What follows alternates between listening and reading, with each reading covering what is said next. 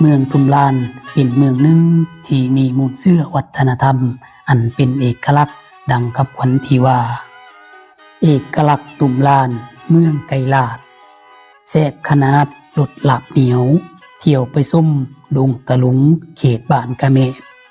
นุ่งถือแจบพื้นผาตาลุ่งหาป้าเซตะนวนไปม่วนกับบุญระเบิดพังล้ำลึกกะเลยราเดมอนปะสะซุนเมืองตุ่มลานมีมูลเสื้ออันดุวันขยันเพียรมาแต่โบราณการยึดถือการเฮ็ดนาเป็นอาชีพต้นตอการตำหุบโตไม้เป็นอาชีพสำรองเพื่อแก้ไขชีวิตการเป็นอยู่และพัฒนาครอบครัวให้หลุดพ้นออกจากความทุกข์ยาก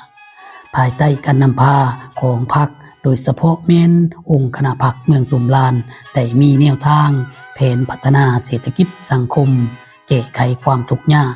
สุขยู่การผลิตเป็นสินค้าตามแนวทางเปลี่ยนแปลงใหม่ของพรรคอย่างมีหลักการโดยปฏิบัติตามแนวทางอันถูกต้องของพรรคปลัดดังครอบครัวของทานเพชรสมัยหลวงเพียไพอายุ29 ปีปะสะซุนบ้านนาดูเมืองตุ่มลานแขวงสารวัน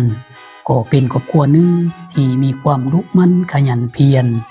มีความห้าวหันลุกปืนแก้ไขพัฒนาครอบครัวให้นับมือนับปีขึ้น